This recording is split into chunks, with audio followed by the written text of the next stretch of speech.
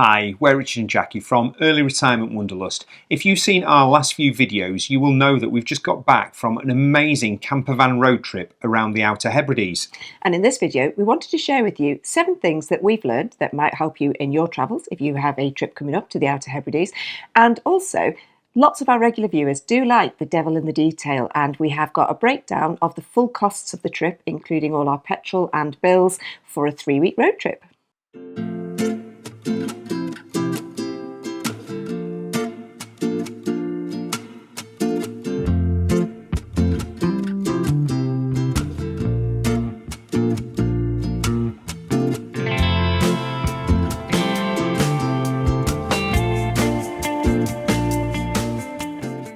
If you've seen our previous videos on our road trip to the Outer Hebrides, you will know, first of all, the weather gods were with us, but we have had such an amazing time. And what we always like to do at the end of a road trip is just to have a little point of reflection and think about the things that we've learned for next time we go, and maybe some of the things that we can share with you on our experiences of the road trip around the Outer Hebrides. So here are our top 7 tips. So first up, take plenty of cash with you. We have a philosophy of cash is king, and we definitely needed to have some 10s and £20 notes with us. We stayed in quite a few different honesty box fields where we could just park up for the night, and also we took a lot of pound coins and 50 pences with us because quite a few of the places needed pound coins or 50 pences for the showers. So we were prepared, we were never caught short, and it just meant that we didn't worry about turning up at campsite and not being able to pay. And if you're wanting to take advantage of the many honesty box cake stops around the island, then you definitely need cash for your slices of cake, and it's well worth it. The next thing we've learned is the importance of passing places and understanding how they work, because they are prevalent throughout the islands. Most of the roads are single track, and there's nothing too much to be scared about there. They're very easy to drive on as long as you understand the basic principle of passing places. These are little extensions to the road that allow cars to pass by, and they're clearly flagged with a rectangular symbol, and you can see them from a mile off, so you know whether it's your turn to stop or the people that are coming in the other direction's turn to stop. Now, the complication comes when deciding how to use the passing place appropriately. If the passing place is on your side of the road, then it's a really easy one, because you just pull into that and then let the person pass, and then you pull out and carry on your journey. However, if the passing place is on the other side of the road, you absolutely do not use that passing place. You pull in at your side of the road just opposite the passing place, which allows the car that's coming in the other direction to go into the passing place around you, and then they carry on their journey and then you carry on. I found it dead useful to use indicators. The locals tend to use that quite a bit to show that you're actually stopping in a place and that they can carry on their journey.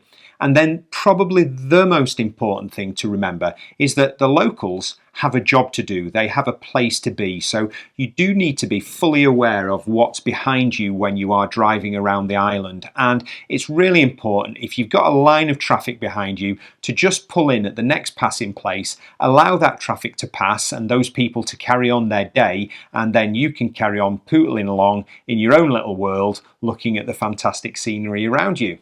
Passing places do make a lot of sense, but we did come across not just 1 or 2 people that would come to the passing place and then go, because they got there first, go across to the bit that goes in, and it really confused us. So yeah, it's just knowing how to use them. So next, Richard did touch on the fact that we are visiting a community where local people live, and actually we have found some amazing places to visit and real insights into special places on the island and things to do from talking to people from the community, whether that be on the campsite or the farmer that comes to collect the money on the honesty box fields, or if you're in the cafes just chatting to the staff in there. We have found some gems, and that's just through talking to the people that have got the local knowledge. And actually, it's a really nice community to be part of. We love our travel books, and we find them a mine of information, and that's really important when you are travelling through the Outer Hebrides. There are so many places that are off the beaten track. that you can find just by doing a little bit of research, by hitting the travel guides and just having an awareness of what's around you as you are travelling up through the islands. Part of the joy of planning a road trip is that planning process and reading up all about the places that you are going to visit. But also, we found on an evening we used to like to go through the travel books just to make sure that we hadn't missed anything and what was coming up the following day. And also call into the local tourist information officers. They have loads of leaflets, and they have the local knowledge, and they have guides of different walks that you can do. There's a lot of information there, and most of the leaflets are free and dead easy to find what you want to do the next day. The Outer Hebrides has become a really popular tourist destination, and with that in mind, we booked our ferries quite a long way in advance because we knew that we were going over the Easter holidays, and in quite high season times, it's really important to make sure you get them ferries booked, particularly on and off from mainland. But equally, we also booked our ferries in between the islands because we have been caught out before now where we wanted to get from Paris back to Uist and we couldn't get a ferry on the day that we wanted. So we booked the inter-island ferries. On this trip, actually, we wanted to change one of the bookings and it was really easy. We just rang Calmac. They swapped the ferry booking because they did still have places and it was fine. But if you don't have that booking in place at all, you could find yourself stranded on the wrong island. And if you're having to get 4 ferries back to the mainland and you're on the wrong island, that could be an issue. In a nice way, we got really caught out on this next one because you have to plan for all the weathers. And we went and took all the weather clothing with us. And for most of our trip, we did not need half of the stuff that we took because the weather was so wonderful. And it's nice when you get caught out that way. So we actually ran out of shorts, but we still had plenty of sweaters, fleeces, waterproofs and things like that in the van. So yeah, you've got to prepare for everything because the weather does change very quickly and you can literally have all the weathers in one day. Yeah, we did need some of our warmer weather clothes, particularly in the evenings, and it can be really windy on the islands, so we were constantly just having to wear jumpers, I think. So yeah, just being prepared. And lastly, when we talk about being prepared, we did laugh when we did our planning video, when we said, if you pass a shop, make sure you call in and you use it because you never know when the next shop is going to be. They are quite few and far between, which is actually quite nice. The trip is all about taking in the views and the sights. You don't want to do a lot of shopping. But yeah, if you don't shop, when you see a shop, you could have to make quite a long and lengthy detour to find another one. There are some really fab community shops and they stock a lot of the local meats. The local butchers we found where the meat was lovely. Just making use of any of the shops that you pass by. If you've seen one of our previous videos, you will know that we got caught out really badly where just by a freak chance we called in at the co-op on Barra and all of their refrigerator units and all of their freezer units were broken and they didn't know when they were going to be fixed and there was no produce from those sections. We were coming to the end of a 3-day cycle of food, so we had to go hunting for food. So it sounds really sort of dramatic and it's not dramatic, but it's just making sure every time you do pass a shop, take advantage of topping up. Those are the top 7 things that we have learned from our campervan trip around the Outer Hebrides, and we think it's pretty applicable to any of the Scottish islands. But now it's the thing you've probably all been waiting for. It's Jackie's breakdown of the budget of our 3-week road trip. So my little black book has come out again and I've written down every single penny that we wrote while we were on our road trip. So in our 3 weeks, this is the breakdown of the expenses and I've put them into different categories. So the first category was our fuel and we spent a total of £217. Richard worked it out that we did 1,300 miles and he did it on an average of 38 miles per gallon. So £217. The next cost, and probably our biggest cost of the trip, was the campsite fees, and we spent £251 on campsites. Most of them ranged from £20 to £35, and generally they were around £25 a night, unless you wanted electric hookup as well. We did think that the campsites were really reasonably priced, most of them being around £25 a night.